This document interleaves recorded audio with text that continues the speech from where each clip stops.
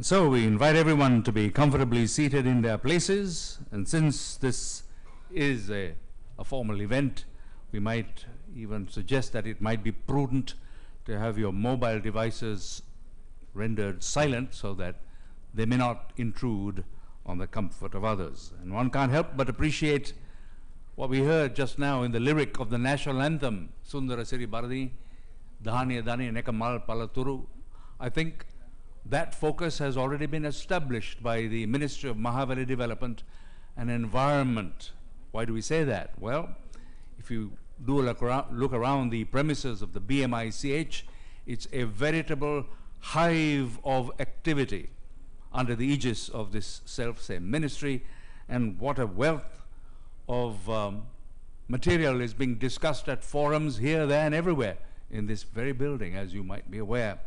Just to mention, there's a forest symposium going on, there's a marine expert dialogue, climate change, mangrove, eco-friendly exhibition, and school awareness programs, as well as on the other side, I noticed that the young people are also brought into the scheme of things with a youth forum on climate change. So really, there's a serious focus on this very matter that the anthem speaks of, and it speaks about Pubudua in the lyric of the anthem, so that's another thing. And then also about Satya and Vidya. Well, this is also part of the Vidya. The second International Mineral Symposium here being inaugurated right now, and how good it is to have the support of the government of Sri Lanka, as is possibly known by those people gathered here. This area comes directly under the purview of the President of Sri Lanka, so it has his involvement also, albeit somewhat remotely. It is nevertheless under his purview. And so it is that this focus has been there for a while. It's nothing new, even though this happens to be the second International Mineral Symposium, and the particular Department of Geology itself has had a venerable history going back, I do believe, more than 100 years to 1903, although Mines Bureau in the modern format of it has been only since the year 1993 or 92, when it was brought within the statute book as an authority that will move on. And so here we are gathered together to focus on some very important things. And I'll say no more, but invite now Mr. Asela Iddavala, who is the chairman of the Geological Survey and Mines Bureau, for some introductory remarks and certainly words of welcome. Mr. Iddavala.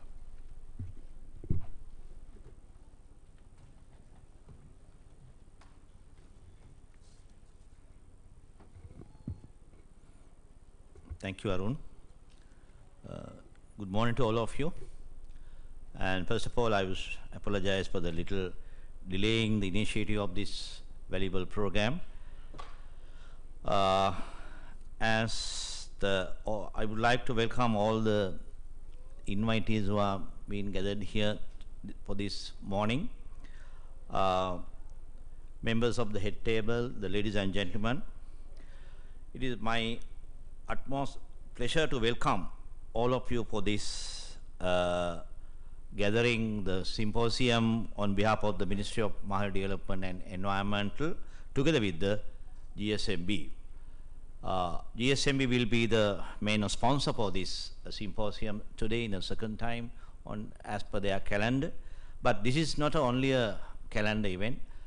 It should be a fruitful, and there should be some way forward inputs to we can gain for the third session. Therefore, this will be a very, very important event for our GSMB calendar. With that remark, I would like to welcome my Deputy Minister, my good friend, long-lasting friend, Engineer Ajith Manaperuma. Last moment he has cancelled this invitation due to his one of his personal friend's commitments. I said, you are no more Ajit Mannappan, you are the Deputy Minister of Environment, you are on behalf of the Ministry and the GSMB. Thank you. As well as I have to welcome my energetic secretary, none other than Mr. Anura Disanayaka. And I think he is the main wire of this, all the activities we are conducting under the Ministry of Environment. Welcome my energetic secretary, none other than Mr. Anura Disanayaka. And I think he is the main wire of this, all the activities we are conducting under the Ministry of Environment and Mahal Development. And his guidance and his valuable inputs and his vast experience about this, especially in the environment field, it will be very helpful to get our development of this nature. Therefore, I would like to welcome Mr. Disanayaka for this important forum. Ladies and gentlemen, it is indeed a rare occasion which almost all influential personnel of the mineral sector come under one roof. Especially where we can share our best practices and we can discuss as a key dialogue where we should go and where we are wrong. Those things we can discuss at this forum, and therefore your the presence is very much appreciated, very much valuable for this symposium today. Dear friends, once again welcoming all of you. I would like to step aside along the proceedings of the Mineral Symposium 2018 to take its own course, yet we are not determined to end this process as the day ends. It must evolve and proceed towards a fruitful and positive outcome. Hope, have a good day. Thank you very much.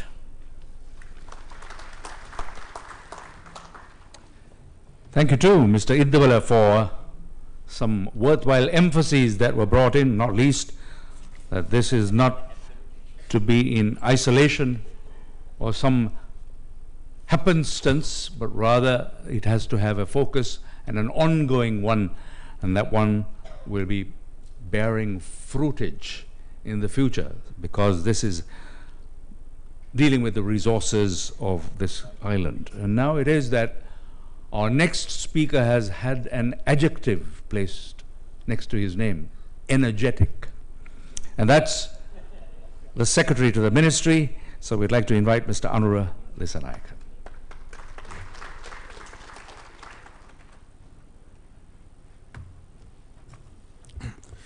Good morning, Honorable Deputy Minister, Honorable Ajit Manaperuma, Mr. Asela Iddavala, the Chairman of GSMB, the Dr. Sirivadana, Director General of GSMB, Dr. Christian, the Chief, the keynote speaker, who had accepted our invitation to make this keynote speech, and additional secretaries of our ministry, and dear friends and colleagues. As you know, this is the second International Mineral Symposium that GSMB had initiated under the Blue-Green Sri Lanka program. We all know when His Excellency the President had taken over the subject of environment, he directed us to develop a forum, annual forum, to gather expertise in different fields which comes under our ministry, to have a dialogue and then to filter some of these valuable thoughts into the policy adaptation. So with that, we have organized this Sri Lanka Next program for during the last 3-year period, and from the second program onwards, GSMB had initiated the International Mineral Symposium. As you see today's agenda, there are so many valuable presentations line up. And the same time, you will see in the other committee rooms, we have arranged different subject areas comes under the subject of environment, and different expertise will be around. So these 2 days will not only be making their presentation and gathering into one forum. I kindly request you to just when you find tea breaks and other opportunities, you may have networking opportunities of the people expertise in the marine sector, forest sector, and we have invited the youth forum to share their thoughts and to associate with us. We all know this subject of environment is being talked everywhere due to the challenges that we are facing under the climate change negative or vulnerable effects. So mineral sector is just like forestry sector, water sector, mineral sector is also important subject area that we must discuss and to find out different alternatives or different methods, different systems for better management of these vast resources in our country to meet the global and national challenges. I'm sure this today's proceedings line up until almost 6 o'clock, and I'm sure these sharing of knowledge among the peers and among other invited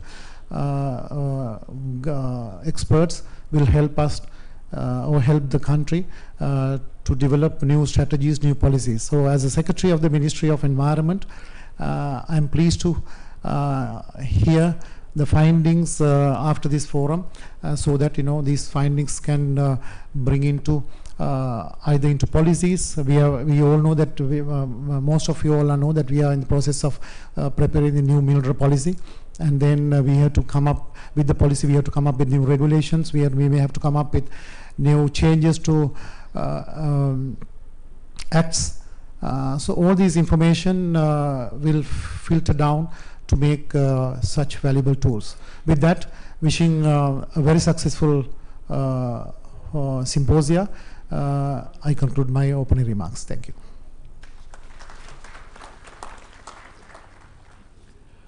Thank you too, Secretary, for your hearty endorsement of everything that is being planned. And as you say, we hope that all of this learning will, in fact, bear the right fruitage. Which brings us now to the sounding of the keynote. And our speaker is one who has taken an active part in several geoscientific compilations, data banks, feasibility studies in different places. In fact, his experience is in many parts of the globe: North America, South America, North Africa, East Africa, Sub-Saharan Africa, Republic of China, and also in some countries in Europe. So it's a very wide range that he has covered. And it's interesting that his studies have been involved with base metals, and there are things called strategic metals. For me, it's a new one, and precious metals, as well as industrial minerals and so on and so forth. So we refer now to Dr. Christian de Rossier, who is a senior consultant, Ceylon Graphite of Canada and Sarkon Development Private Limited of Sri Lanka, and he has much experience in exploration and in mineral economy. Dr. de Rossier.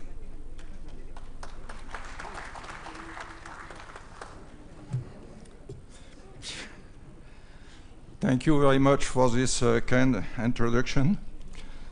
His Excellency Ajit Manaperuma, Minister of Mahaweli Development and Environment, Mr. Hasela Idawela, Chairman of the Geological Survey and Mines Bureau, ladies and gentlemen, it's my pleasure today to welcoming each and every one of you to this second International Mineral Symposium 2018, organized by the Ministry of Mahaweli Development and Environment and the Geological Survey and Mines Bureau in Sri Lanka. I am deeply honored to be here today as your keynote speaker.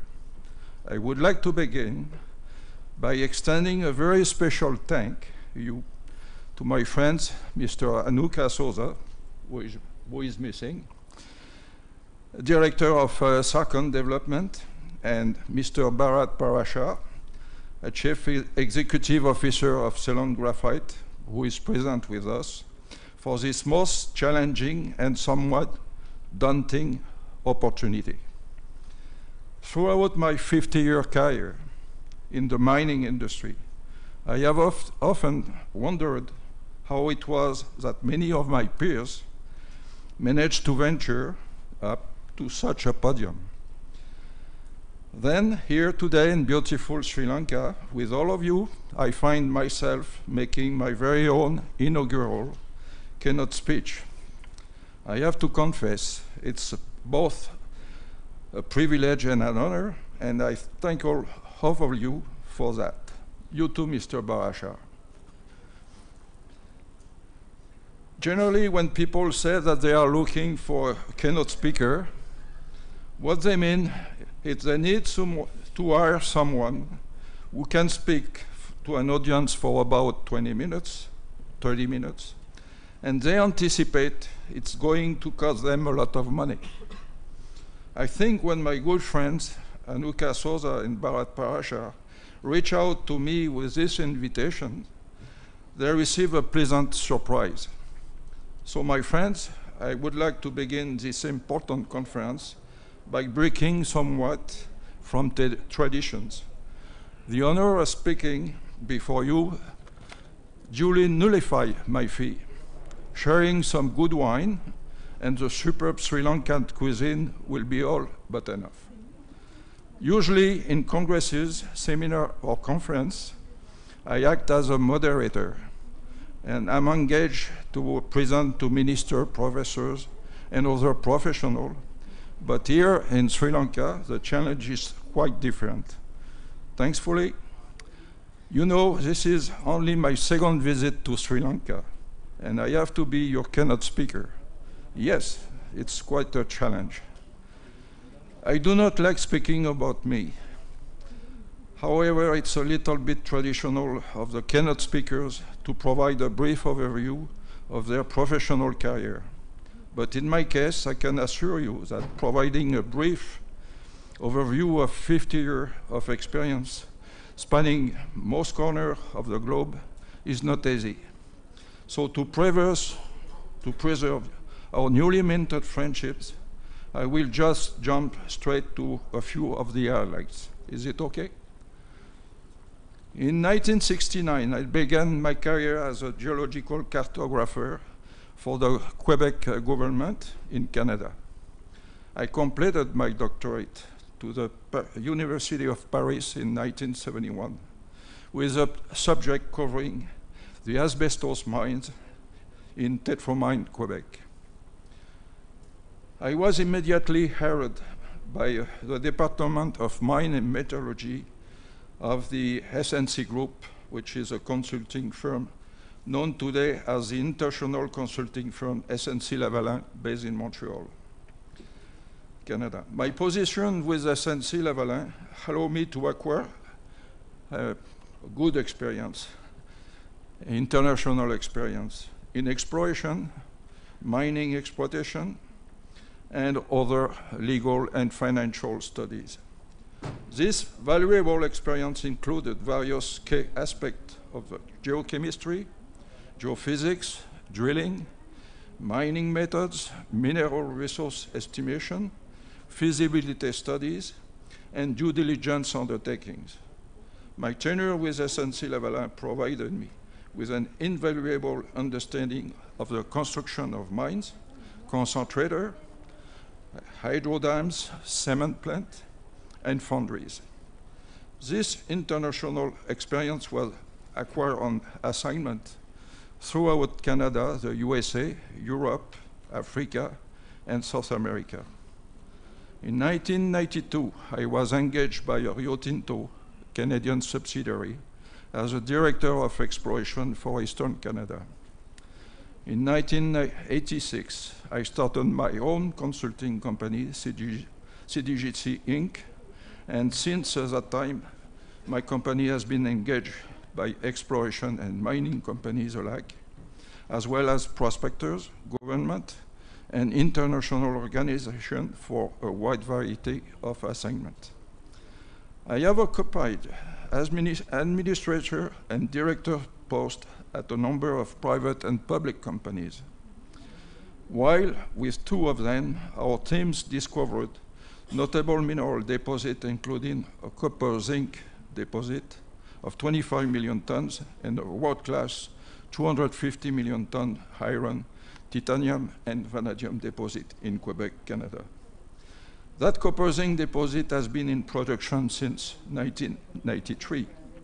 It also contributed my expertise to the discovery of flake graphite deposit, which is now being exploited since 1992 by Emeris in Quebec, Canada. In July of this year, I had the honor of being retained by Ceylon Graphite Corp, for which I thank its CEO, Mr. Bharat Parashar. For Ceylon Graphite, we are undertaking studies on two of their graphite projects situated right here in Sri Lanka. Ceylon Graphite plans to achieve a successful mineral resource calculation for each of its Sri Lankan projects. More specifically, a mineral resource calculation that will be compliant with globally accepted Canadian National Instrument 43101 standards.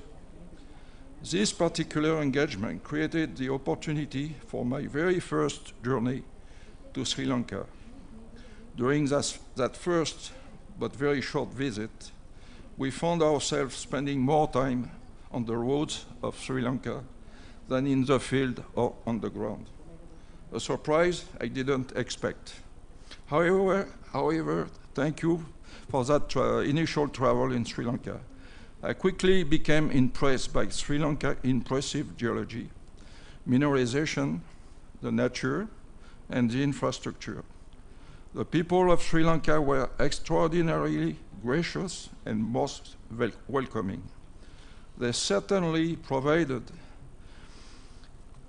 me with a compelling reason to return.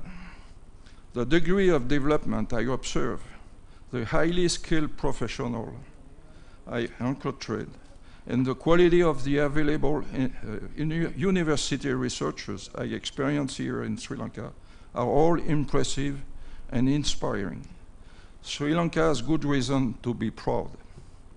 Ladies and gentlemen, here at this 2018 Symposium, we are about to embark on 3 technical sessions which are designed to educate, motivate, and captivate each of you. And I can assure you they will. Our technical session number 1, entitled Earth Resources, will touch on a number of hot topics that are important today. We are going to cover the natural resource to be found both on surface and on the ground. We are going to approach the latest development regarding graphite and many other commodities. We shall introduce, discuss, and highlight many of the key points involved in the search and the exploitation of these minerals. As well obvious, we will also address and discuss weak point 2, which we shall attempt to either eliminate or use to our advantage.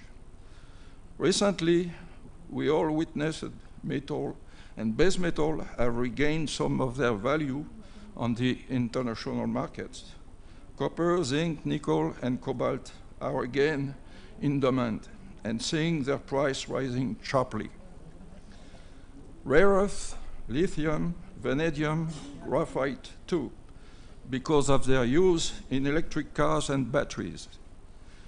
They are in great demand. Naturally, the purest elements attract the highest prices, and naturally are the object of the strongest demand. I hope we will speak about this in more depth and how we can use the rising price to your advantage. For my own curiosity, I am addressing you 2 questions. The first one, does Sri Lanka have potential economic lithium deposit contained in its host pegmatites? Second, or alternatively, does Sri Lanka may host economic lithium deposit in the salted lagunas and lake from the Quaternary? Our technical session, second, entitled Economic Benefits, is designed to spark some excitement.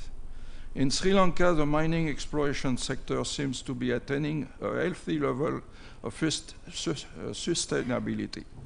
Since 2012, we have observed a renewal of activity on the ground, outside the commonly known site of exploitation. We note that several foreign actors have financed and launched geophysical and geochemical surveys, diamond drilling, and the rehabilitation of some prior mining sites. Their activities are creating or maintaining jobs in Sri Lanka, which is encouraging for the local economy. Agreement with local surface owners, farmers, planters, authorizing the mining company to carry out their exploration program is injecting much needed investment in the local communities. Funds spent on this kind of exploration today will permit investors to open new mines and rehabilitate and reopen previously operating mines in the future. Funds spent locally are going to directly benefit to the local economies by creating local employment, local purchases.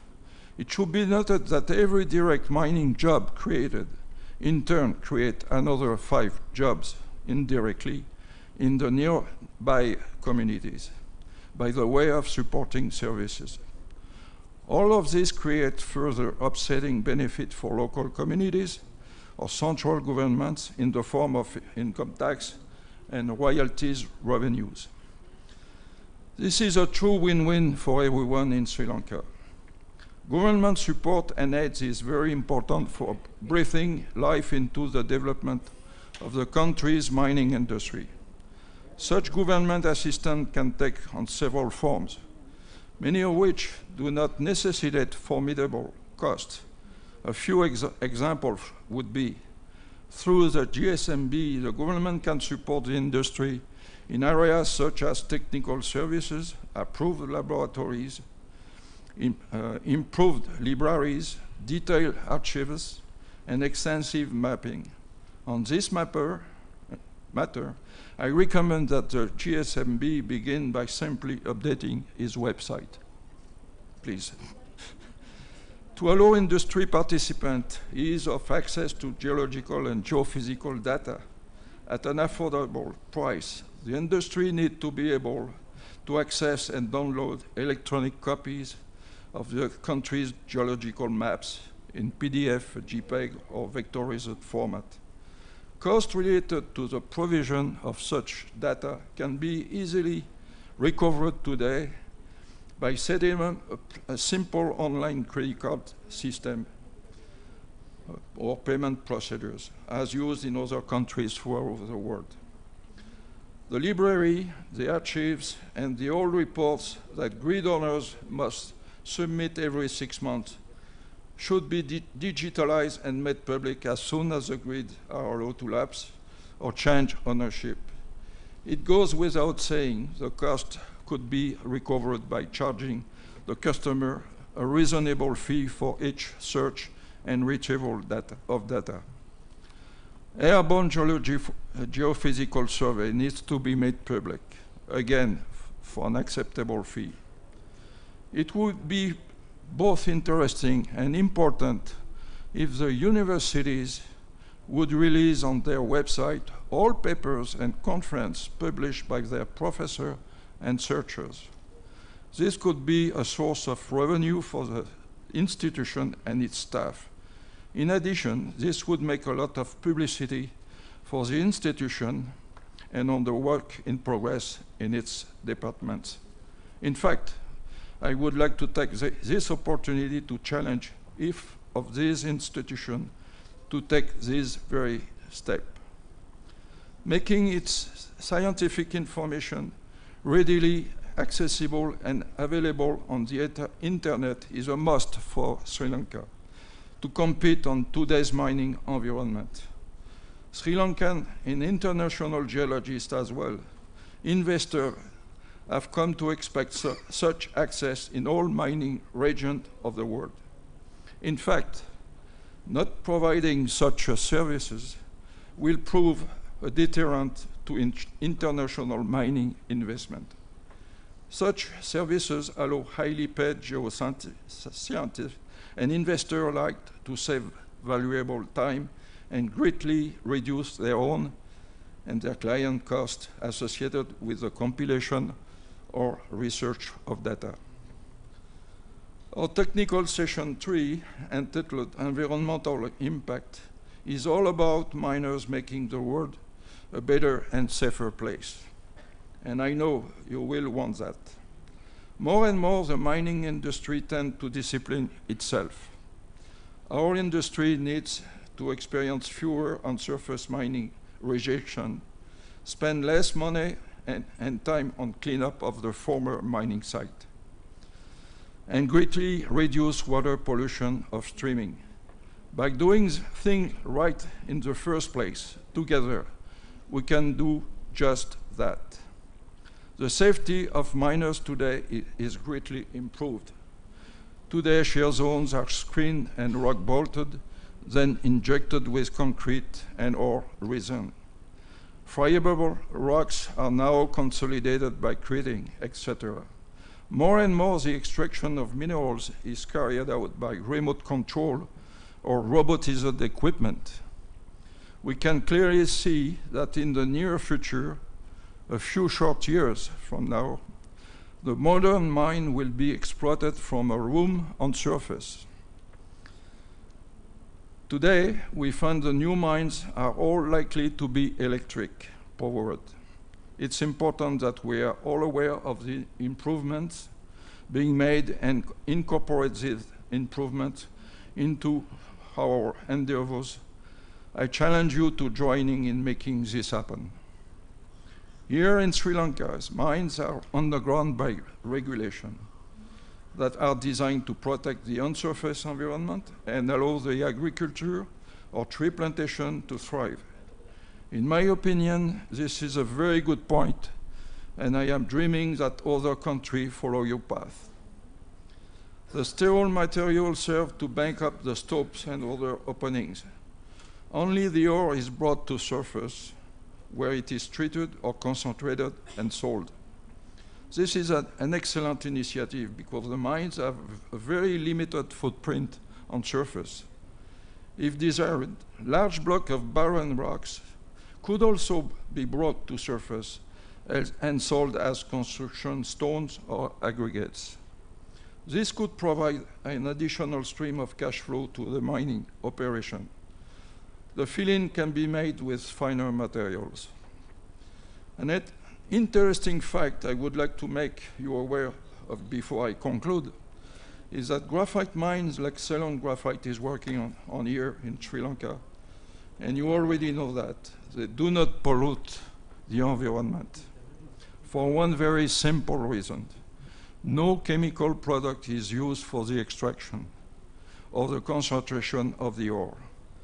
Pumped water from underground workings may contain some very fine particles and some iron oxides. Some particles can be eliminated by filtration or settling ponds. Water which is flowing out afterwards is clean and can be returned to the environment or used in the plantations. I have one formal and encouraging point regarding environmental procedures and precaution currently being utilized that it would to leave with you today. It is well known that base metal and precious metal mines are using different acids for the extraction and recovery of the metal. Today, more and more such processes are made in closed circuits. The chemical products used are being recycled and regenerated. The tailings are now washed before being spent to the settling pond, and the water is treated in a plant before being released into nature. This water is carefully analyzed on a regular basis. In Canada, we have now found throughout the past 5 years that most of the water supplied by the municipality, the drinking water, has not the same good quality than the water rejected by the mining industry. Advance in technology today and environmental awareness have teamed up to make our mining industry one of the less polluting industries on the planet.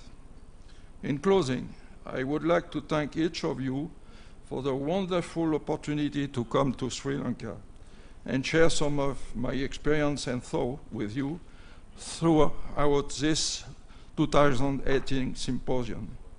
I encourage you to use this symposium to advantage and take what you learn at this symposium home to share with your colleagues. Thank you very much.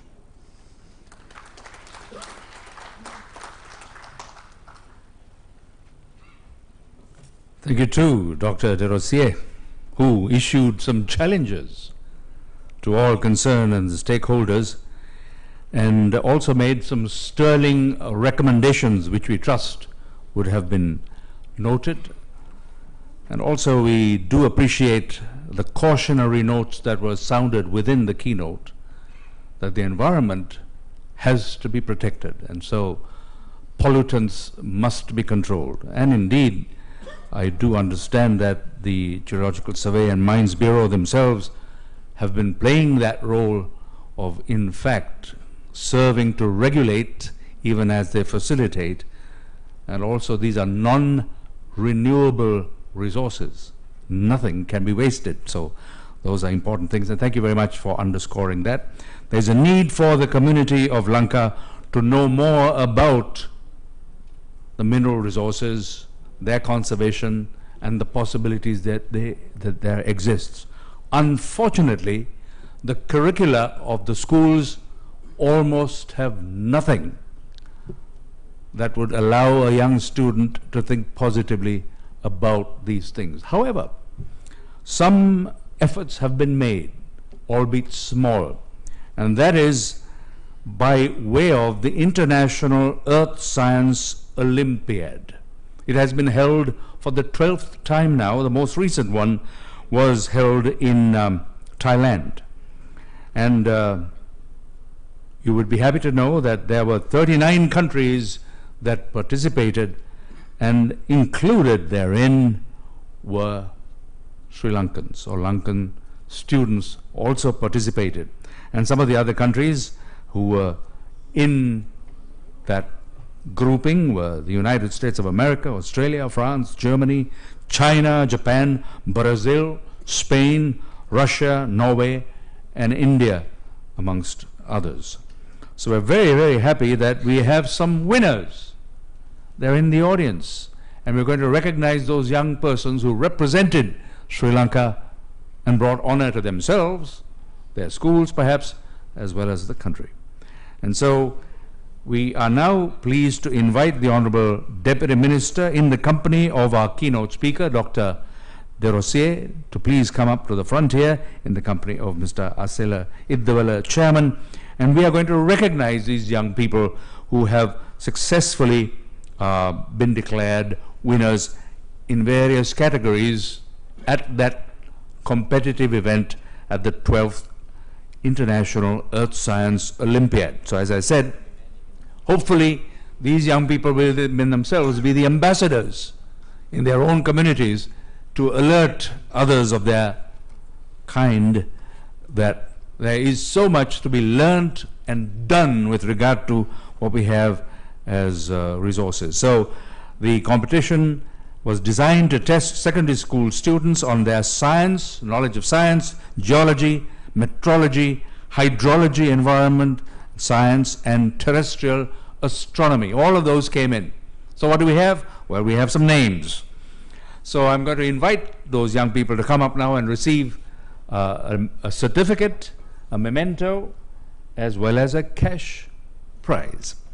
So where do we start? We'll start with a young man who won the bronze medal for the written exam in the first place in international team field investigation, and was placed second in the Earth Systems project. From Nalanda College, Sujit Kalansuryarachi.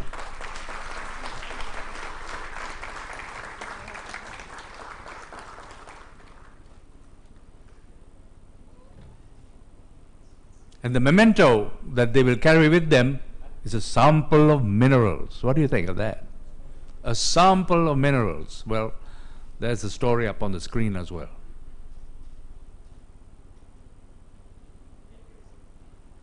Wonderful. Parala dedaran appudu gavana hondai ne parala dedaran. As we said, this news needs to be outside of this room, otherwise it's of no value. Thank you. Next, we have one who was placed first in the Earth System project, and from St. Thomas Girls' School, Matale, Prakash Kintusa.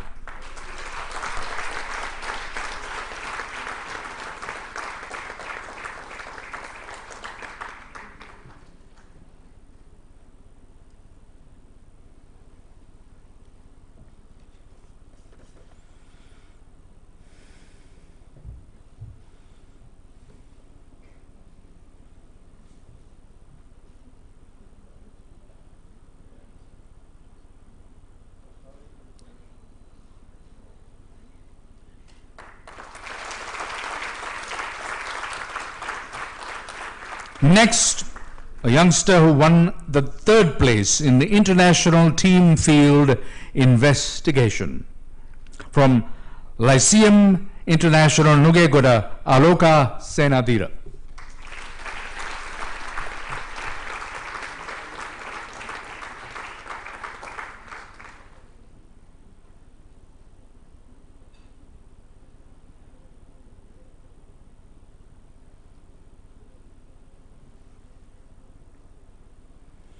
I might say that there were mentors who were behind these students, helping them to reach these levels of excellence. So even though the mentors are not here, we would like to recognize their support as well.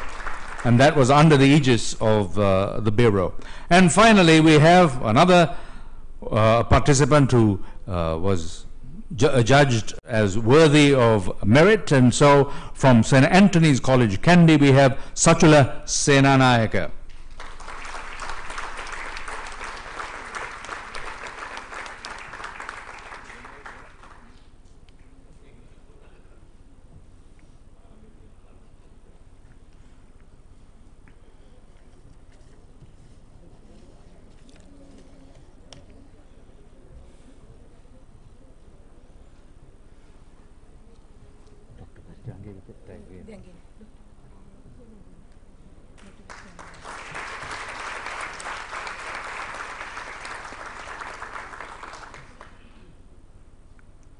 Hopefully, these are future geologists and contributors. Now, while everyone is here, we would like to have Dr. Christian de Rossier handed a token of appreciation also.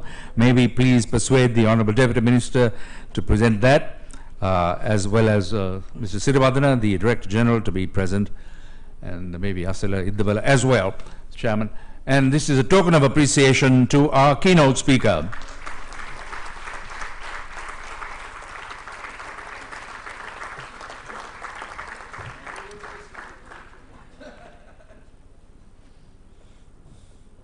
Thank you.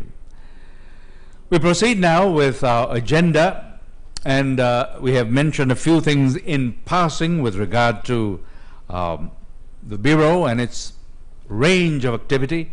Unfortunately, by and large, people think of this as an office that issues permits, which is really a trivialization, far too much of a trivialization. There's a whole lot that goes on at the Bureau, and much of the population of Sri Lanka knows zilch about that, and we hope that the media will address that shortcoming. But now we will have our Director General, Mr. Sirivadana, or Dr. Sirivadana, sharing with us some aspects of recent advancements in mineral exploration.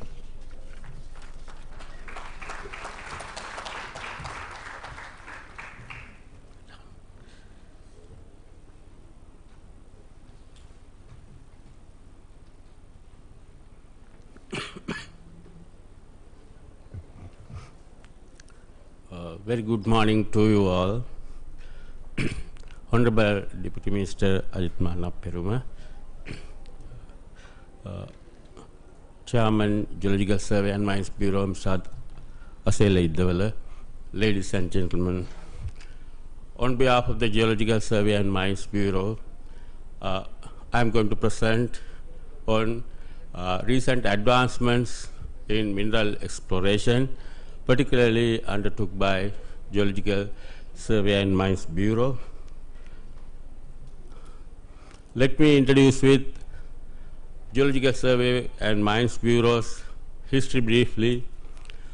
We are very proud of 115 years excellence in mineral industry, and we started up with in 1903 with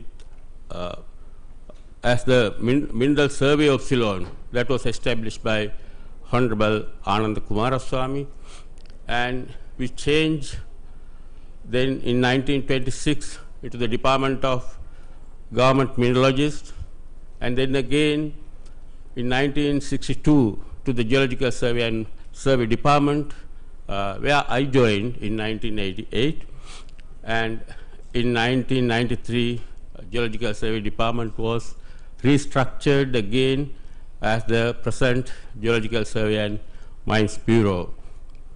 So our major functions are systematic geological mapping, mineral investigations, geological investigations, regulating mining by issuing licenses, and earthquake monitoring.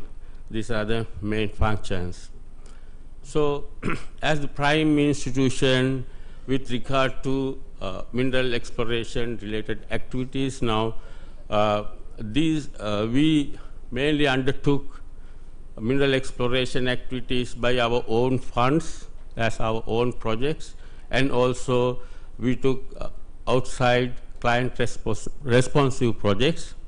So with regard to mineral exploration, we do variety of mineral surveys, and also geological and geochemical mapping, geophysical surveys, nuclear raw material surveys, stream sediment surveys, and compilation of mineral yearbook. That is one of the major contribution where we give all the details of the mining sector, what we mine and distribute, export and everything, and also we undertook research studies. Apart from our own projects, we undertake mineral surveys as client responsive projects. Actually, large number of drilling projects involved in this one, diamond core drilling. Particularly recently, we did a lot of drilling for graphite exploration and also for cement industry in the northwestern part, particularly the Miocene limestones, coastal belt ranging from Puntland to KKS area. And also we do variety of geophysical investigations, particularly to explore graphite. As a conductive body, it's very easy to discriminate with the geophysical techniques, and also we do various consultancy, publications and information disseminations with regard to these exploration activities. So considering recent advances, particularly qualitative and quantitative assessment of rock, sand, gravel and soils, those were major raw materials for construction industry. There was a dire need of these materials as priority of various expressways, particularly the central and southern expressways are being built now.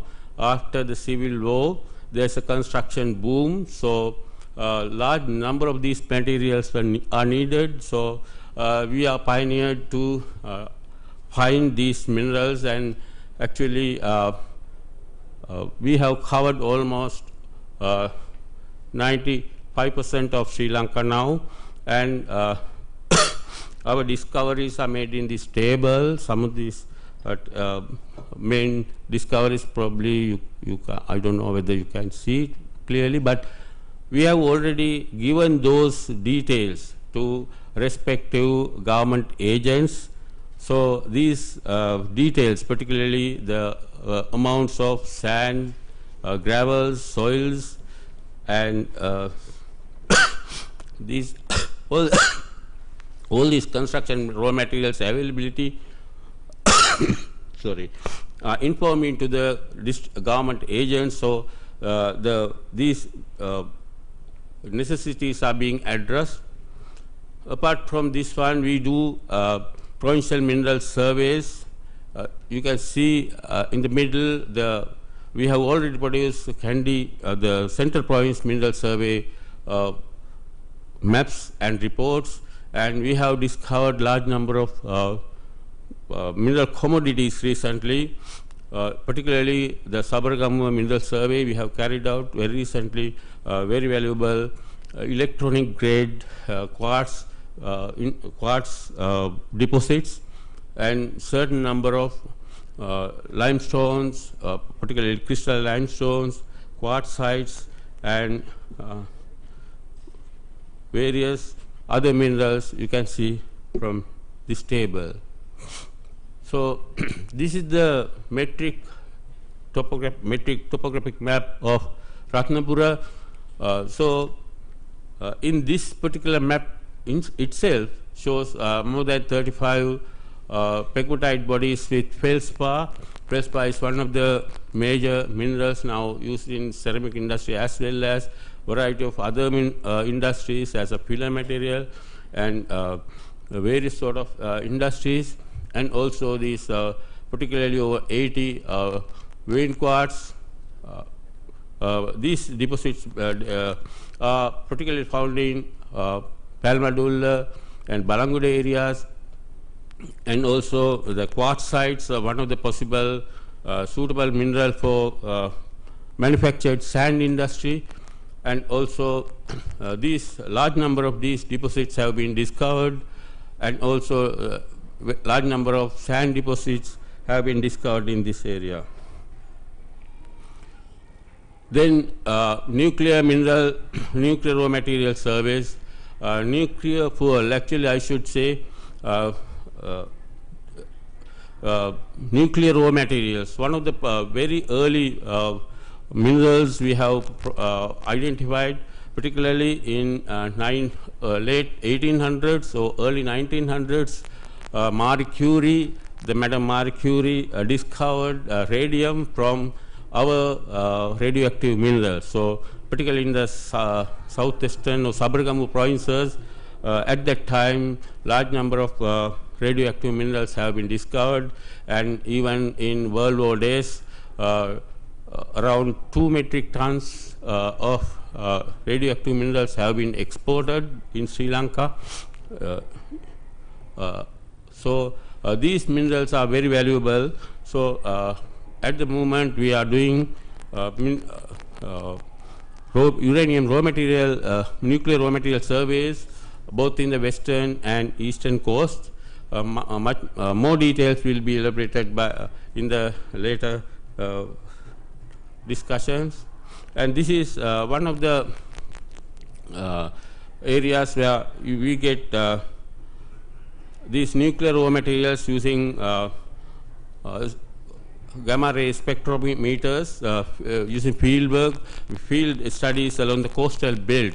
So you can see large number of very anomalous uranium and thorium bearing mineral zones discovered in the Mana area. We continue this into the southern part of the Mana.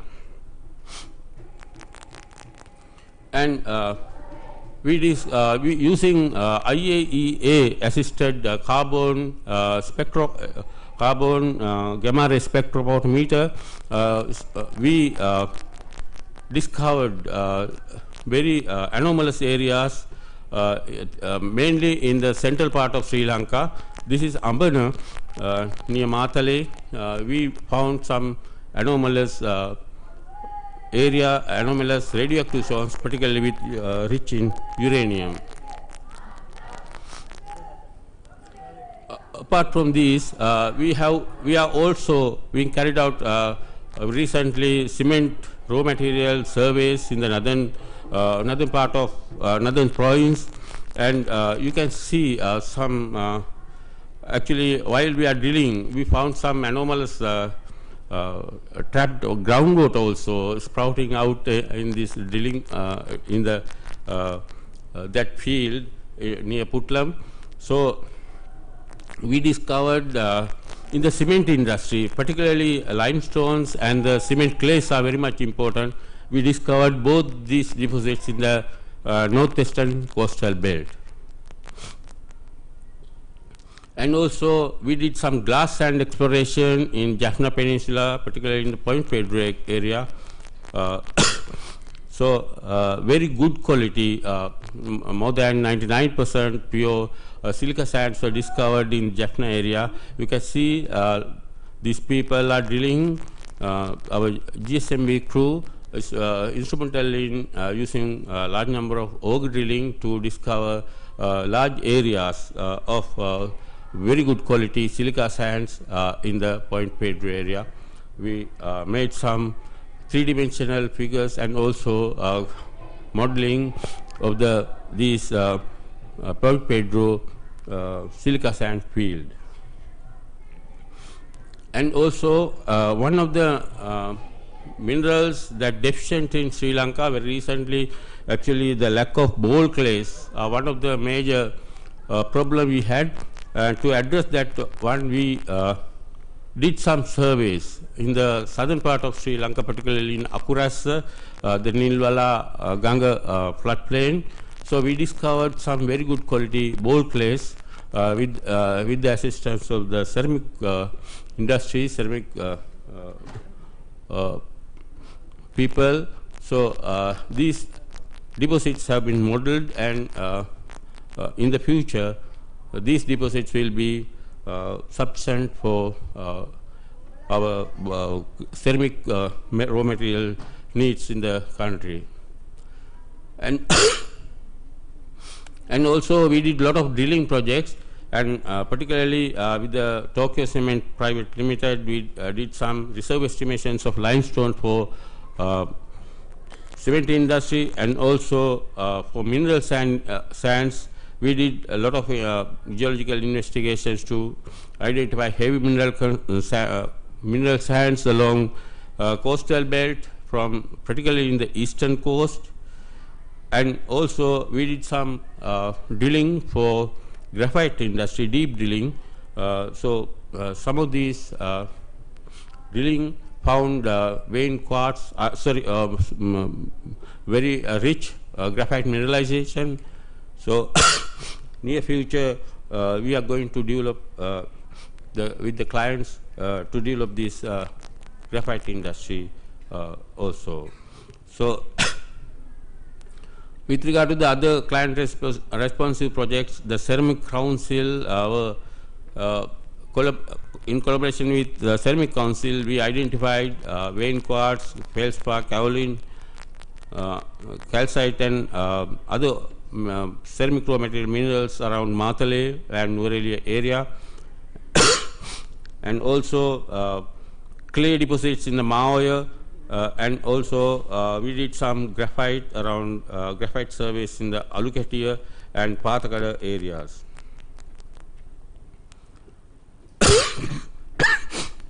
Another important event we are going to undertake is the re-evaluation of Epaula phosphate deposit. As you all know, the phosphate deposit is currently banned with the court decision that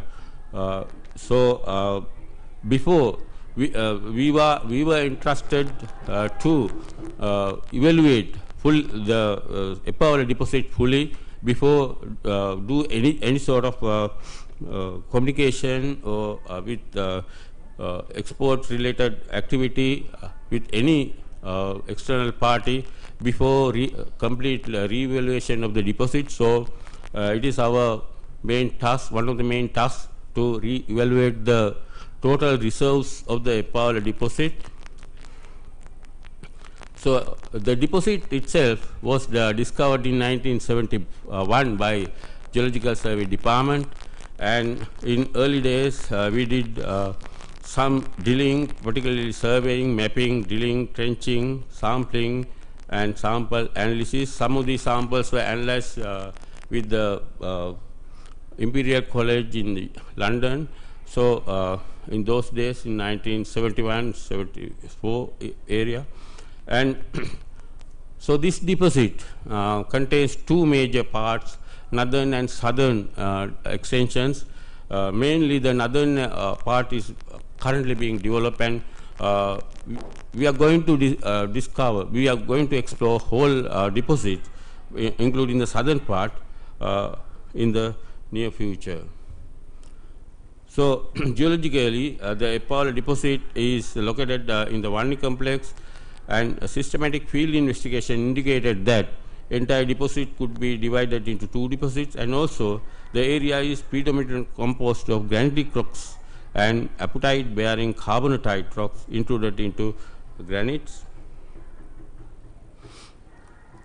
So the Epaula deposit is composed 7 prominent blocks. Each block contains leachstone, that is the top part is leachstone, it extends about 75 meters, and below that you get fresh carbonatite.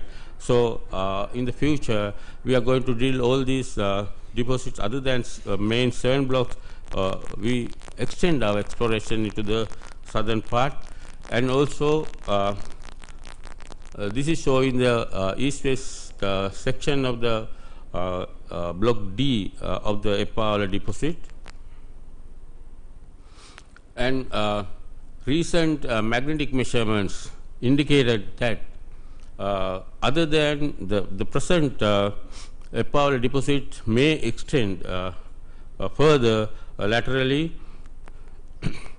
and about 24 east-west lines were magnetically mapped, and the nominal line spacing of 400 meters, and the total magnetic coverage of the area is 12 kilometers into 5 kilometers grid. And so it was found that these laterally extend up to Turuvilla tank in the east, and these are the magnetic measurements you can see. So other than present north-south running deposit, there are certain apatite bearing resources are particularly apparently to be extended subsurface in this area, particularly in the east-west direction. So we plan to reevaluate the deposits by detailed geological mapping, radiometric mapping, geophysical investigations, particularly resistivity and magnetic surveys, core drilling, sampling, and preparation of the detailed investigation report. So other than geological mapping, we do some geochemical mapping also. Some of these discoveries, particularly we have already published an atlas of the southern part, particularly Rakwan Tangal, 1 to 100,000 sheets. So these data also very much important for future geochemical mineral explorations. So other than these major activities, we do some other activities related to mineral exploration. Particularly, we were instrumental in formulating the mineral policy. The GSMB engaged in formulating a mineral policy with Ministry of Mine Development and Environment during 2017 to 2018 period. The initial draft policy was prepared by committee of Ministry of Science and Technology, and very recently the final draft was presented to the stakeholders, and before legalizing getting all these comments from the stakeholders, this will be presented to the cabinet for legalizing. And also we do some studies of the value addition to Sri Lankan minerals, particularly enriching of the mineral sands, the ilmenite, particularly ilmenite. We are getting low prices for the ilmenite, and we are going to do some researches to upgrade the titanium content of ilmenite to 54%. So with that, the prices will be enhanced. And also we are going to introduce some bricks to minimize sand usages, particular type of brick to minimize the usage of sand usages in the construction industry. And also Geological Survey and Mines Bureau identified research and development priorities in our recent GSMB corporate plan and roadmap. I am not going to discuss all these details, but it is in the future we are much focused on R&D activities with regard to the particularly the mineral exploration related activities.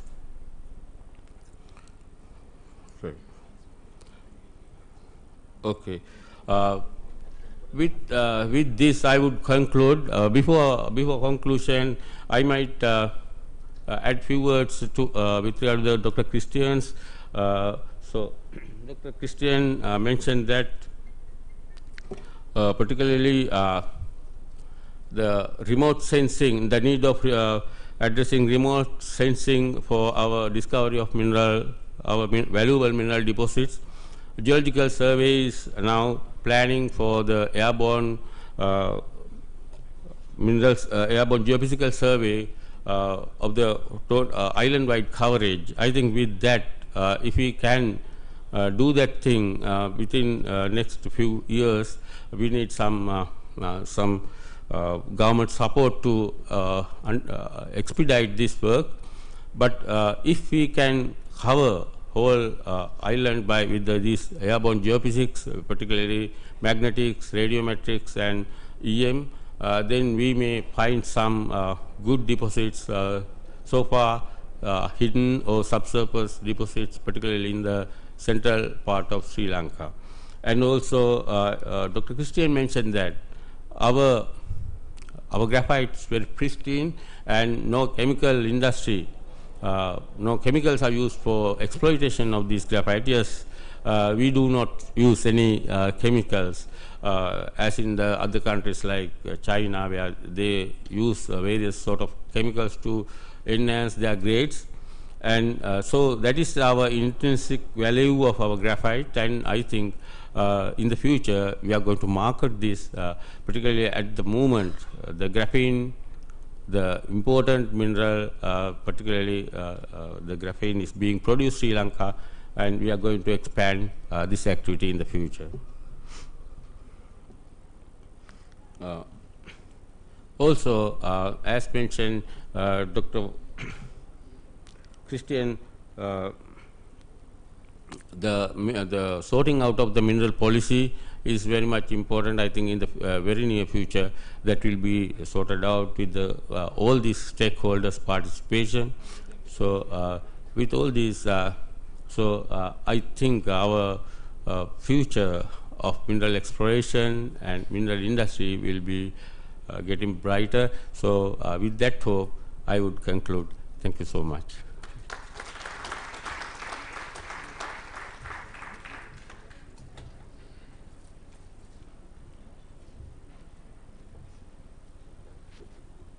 We're most grateful for Dr. Sirivardhana's intervention there and helping us to appreciate the range and scope of what we have as mineral resources and what is being done by the Bureau, and also what needs to be done in the future as well. And value addition was mentioned, and really those are superlative opportunities that there exist for the exploitation, shall we say the measured exploitation of what we have. And we haven't even touched about the marine resources.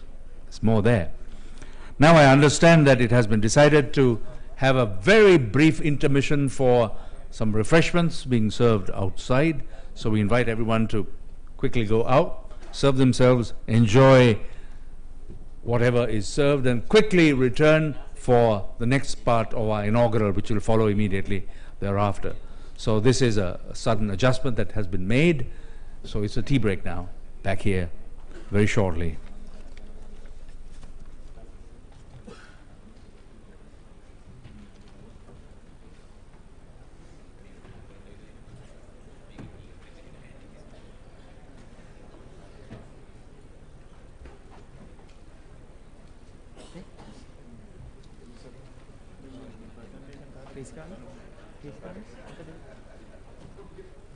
කලින් එක කෙව්වා.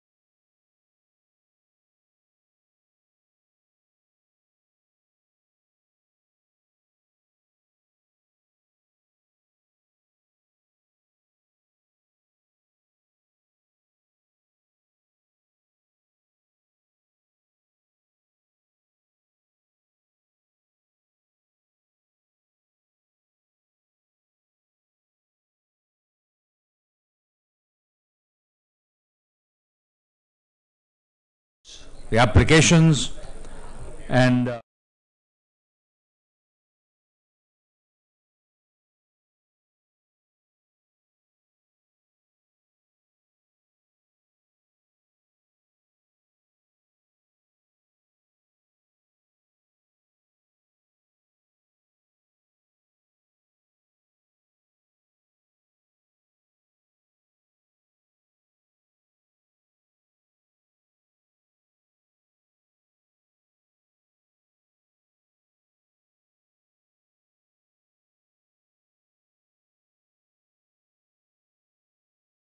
come to play with regard to a project such as the Umaoya, and that has had various levels of interest generated over a period of time. So now we're going to understand a bit more. As we said, geological aspects come in with a project like the Umaoya project, with tunnels and digging and drilling and so on and so forth. So we are pleased to have with us the senior lecturer with the Department of Geology at the University of Peradeniya, Dr. Jagat Gunathilaka, who is going to be providing us some insights, for indeed they are insights, the current state of the status of the Umaoya project. So we invite your attention as Dr. Gunathilaka addresses this audience.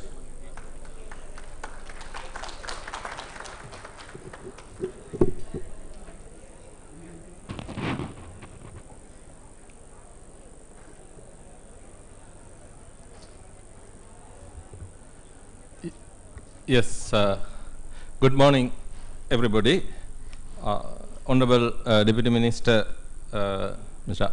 Ajit Manapperuma, Minister for Mahaweli Development and Environment, and Mr. Asela Iddavala, the Chairman of the board, GSMB, and Mr. Dr. CHIR Sirivardhana, Director General of the Geological Survey and Mines Bureau, and ladies and gentlemen, as well as my dear students already in the auditorium. Yes, today my task is to present the current status of Umaoya. So that has to be presented by, it was to be presented by Mr. David Lees, but since he is out of the country, myself and Dr. Sunil De Silva, the project director of the Umaoya Multipurpose Development Project, are to make the presentation. Anyway, Dr. Sunil De Silva also is not well, and he asked me to make the presentation. So I had to do some changes for the presentation made by David Lees as a mining engineer, but I have added some taste of geology to the presentation. So just to make Mr. Lees also in the audience, so I included his photograph also. So he is a PhD student of the Peradeniya University now. So he is working on this Umaoya problems, the problems for his PhD thesis, together with Dr. De Silva and myself. So, okay, so the Umaoya Multipurpose Development Project is located in southeast of Sri Lanka in the Central Highlands, as you all know.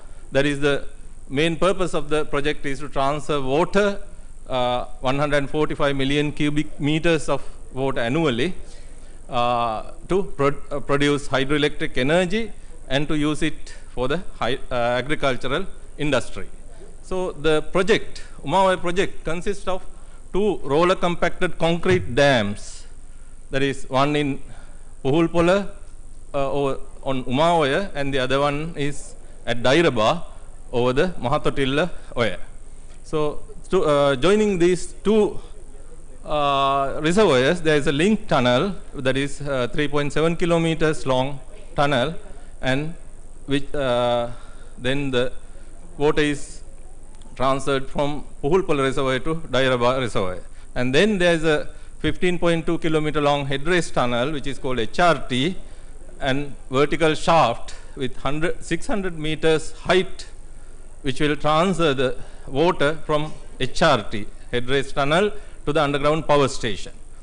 So then, after the power station, there's a tail race tunnel with 3.6 kilometer tunnel, that is to direct water from power station towards Alikotara, which is a branch of Kirindioya. Then it will go for irrigation purpose.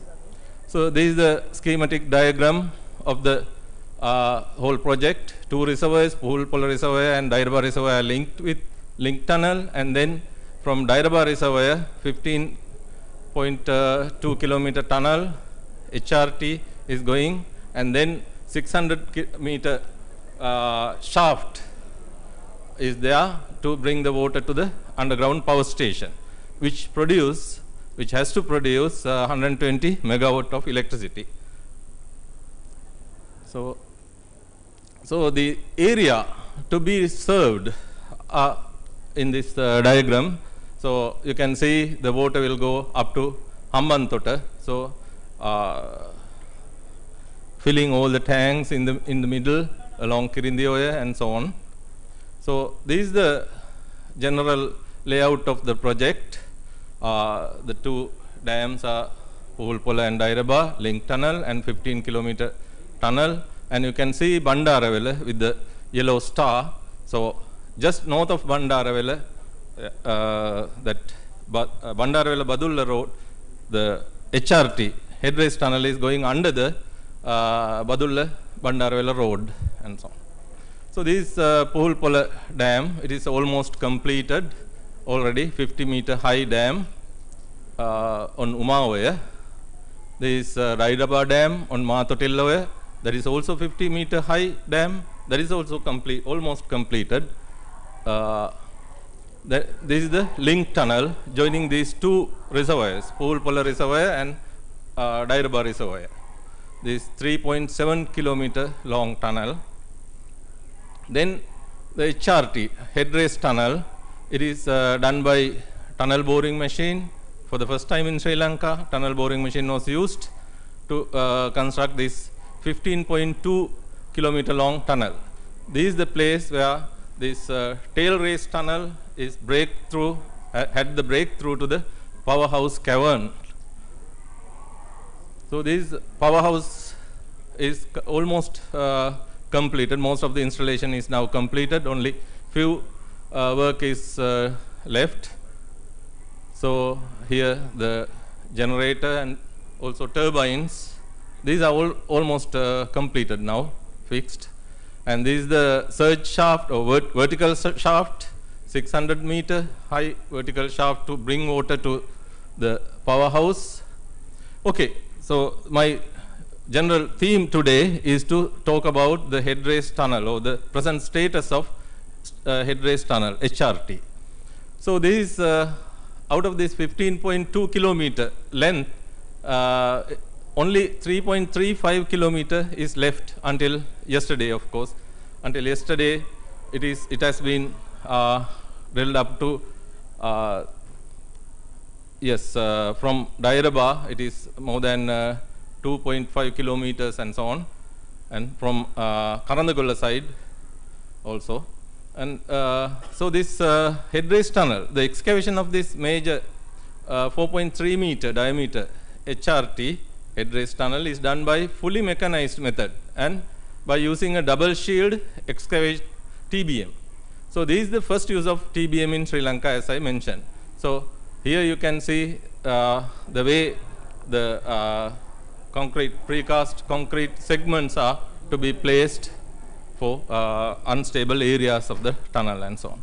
So TBM with cutter head at the front and the double shield to support the excavation and the long backup section, including electrical supply and switchboards, cooling systems, pumping units, mucking systems, segment feed systems, and grouting units, as well as drilling units. All these are incorporated into this TBM, and the total length is more than 200 meters long. So this is a photograph of the backup units of the TBM along the head race tunnel. And in good rock conditions, where no water ingress or the rock is better, no support is necessary, the installation of only inward segment is done. That is to allow the rail tracks to be installed. In weaker ground, full ring of segment lining is installed, consisting 4 number. You can see there are roof, both walls and the inward segment, 4 rings, 4 number of hexagonal precast segments of concrete segments are being used. So the thickness is 250 millimeter thick and so on.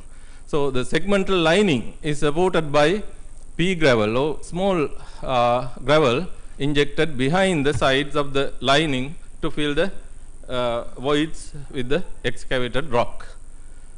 So in good ground, only inward segment is being placed. This is just only the rock wall.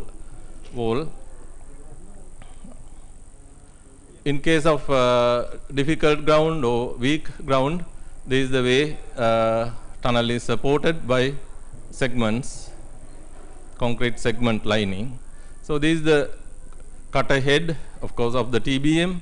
So that was to be inserted from, this is the way it was inserted from the Dairaba side. So actually from both sides, these 2 TBM are operating.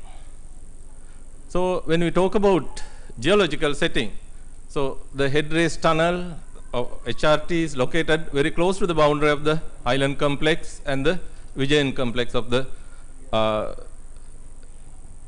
of Sri Lanka. So Highland complex is strongly tectonized, as we know, and characterized by very high temperature metamorphic rocks like charnokites, charnokitic gneisses, garnetiferous granitic gneisses, condolites, marble and quartzite within the tunnel trace. So this is the geological map that has been done by the Department of Geology of the University of Peradeniya just after this major water ingress occurred in 2004, December 26. Actually, the assignment was given to the Department of Geology of the University of Peradeniya to carry out some additional investigations. So this is the map that has been prepared.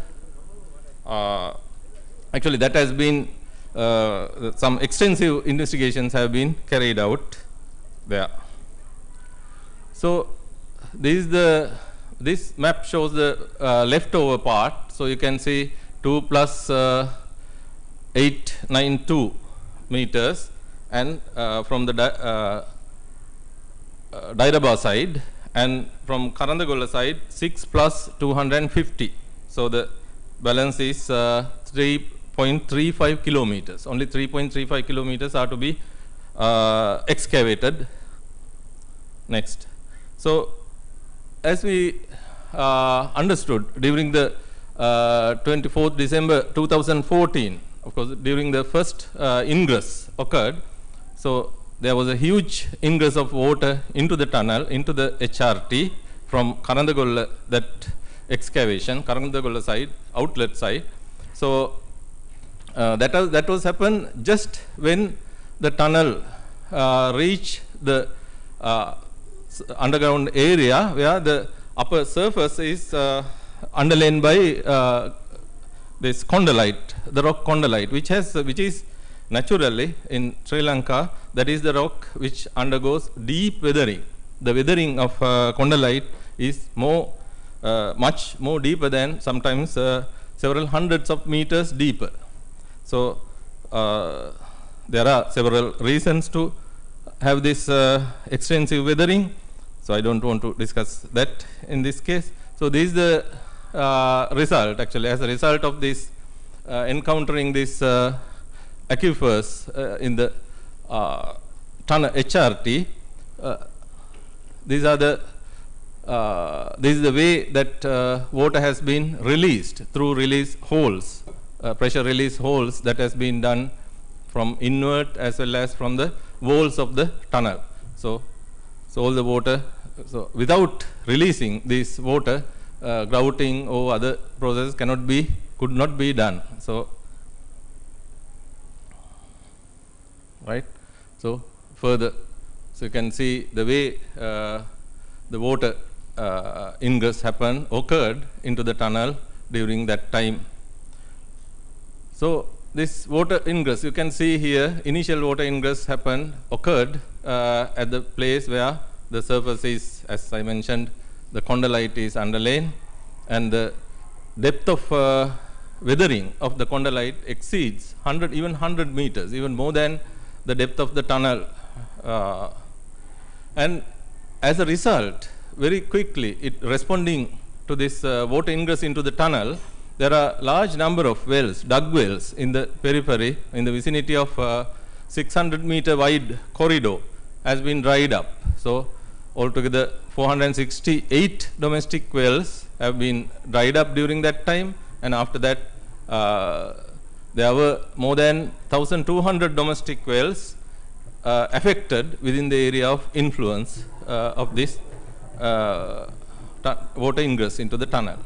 So this shows the water ingress occurred just under actually when the tunnel going under that Badula Bandaravela road, that is NDT 5 borehole, deep borehole is located just right side of Badula Bandaravela road. So at that place we could identify the major lineament even beforehand, so that whenever that tunnel HRT reached that area, the huge water ingress was experienced, and somehow they had to do several grouting, post-grouting methods. But until that time, the TBM was not ready to do most of the pre-grouting and so on.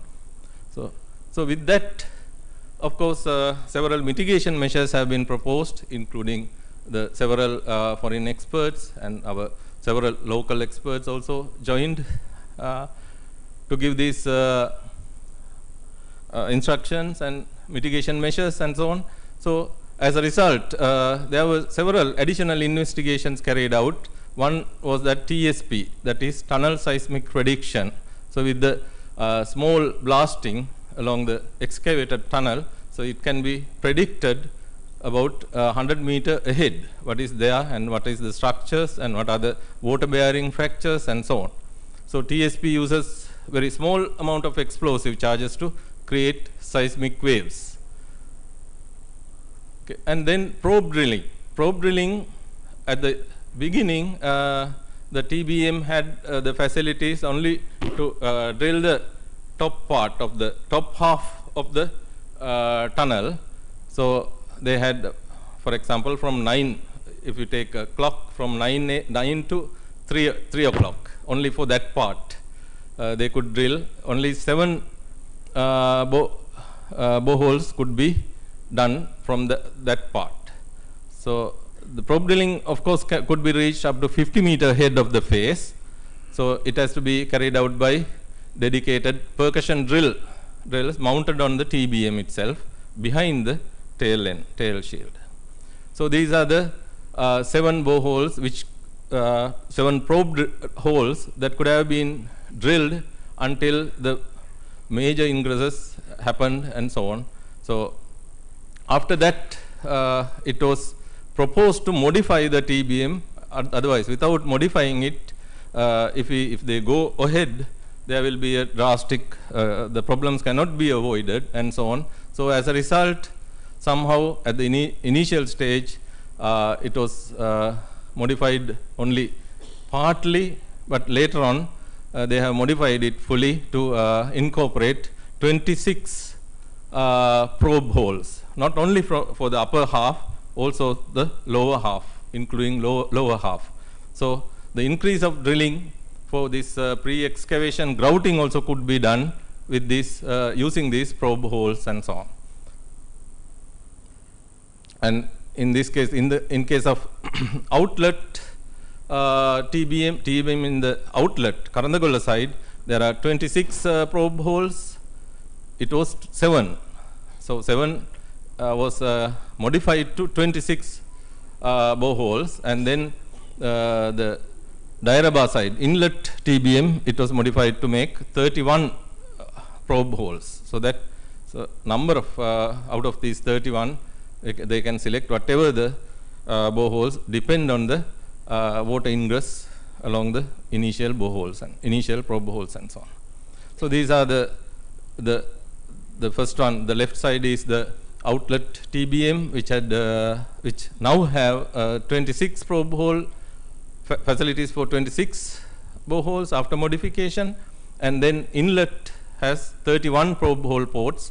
So you can see the yellow one and purple one in case of inlet TBM. So these are 15-degree ports and 11-degree ports. That is the angle between the tunnel alignment and the probe hole.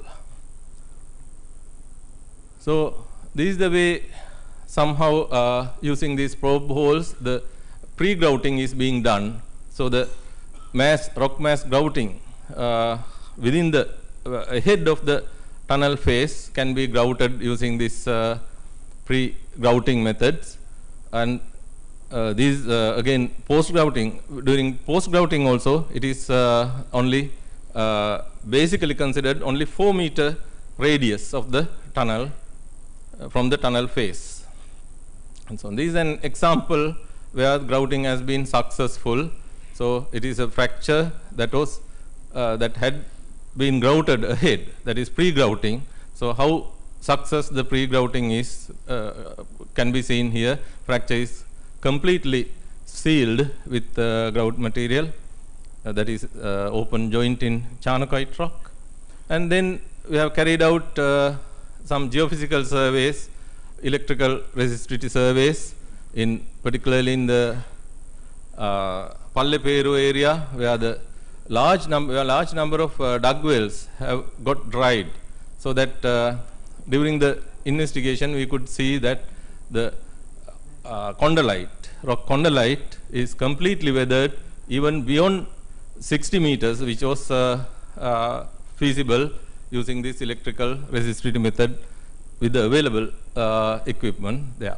So that means the weathered zone is further extending even beyond 100 meters and so on. So the deep drilling also shows extremely weathered rock. So even at 189 meters to 195 meter depth below the surface, the rock is completely weathered and almost soil. That is condylite rock. So then post-excavation grouting also, after the TBM is past the ingress areas, after stopping the TBM operations for some time, so several gaps were there, of course, during the construction. So pre-excavation, since pre-excavation grouting could not be carried out for that sections, but nowadays the tunnel is progressing with appropriate pre-excavation grouting, and then actually speaking, post-excavation grouting is not much important for the sections that are being excavated at these in these days, because all the open joints are filled or sealed when the tunnel is going on, progressing. So post-excavation grouting, there's a huge grouting machines are being used at pressures, so grouting pressures up to, actually there are several problems of increasing grout pressures, but somehow they have managed to carry out this post-excavation grouting for the sections that have been completed. Then I have to mention that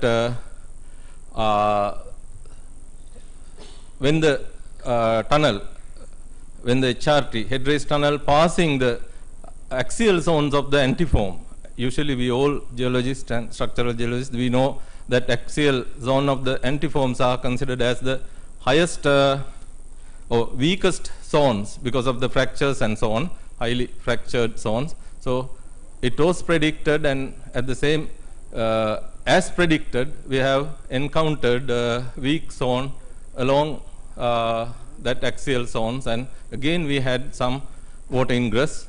So somehow, because of the latest developments of the or modifications of the TBM, both TBM, so that could have been positively mitigated. So, and then the TSP also showed that in that area there is a positively or likelihood of water ingress. So that by confirming all this information, and also basically surface morphological features like lineaments, extending megalineaments and so on, that were very much helpful in identifying these critical locations. So with all these mitigatory measures, you can see the way the number of probe drillings have been increased during the after modification of the two tunnel boring machines. So in 2007, from 2017 to 2018, now the probe drilling is quite a lot of probe drilling is being done and pre-grouting is being carried out. Because of that, of course, the tunnel excavation is much slower. So those days, we know that sometimes there were progress up to 40 meters per day and so on. But these days, only yesterday we could hear that there was a good progress of around 9 meters a day yesterday from the outlet side because of the dry conditions and so on. But otherwise, sometimes for a whole week, only 1 meter or 1.5 meters and so on, because of this extensive mitigatory measures and so on. And some of the very weak zones or fault zones could be identified with some signs of successful grouting. So cement grouting lenses have been found during the excavation, of course, but in such cases we know that the entire clay seam cannot be pushed out during the grouting and so on. Okay, as conclusions of the presentation, so I have to say that there was the leftover or the balance 3.35 kilometer length of the Umawa HRT can be excavated with the present adapted mitigatory measures without much problem, and the remaining section of the HRT to be excavated is the most densely populated section of the tunnel with mostly 1,018 buildings as well as 343 domestic wells within the corridor between this chainage from 6+ to 2+, that section, leftover section. So the large number of dug wells are there, so that definitely the TBM construction should be very carefully done and so on.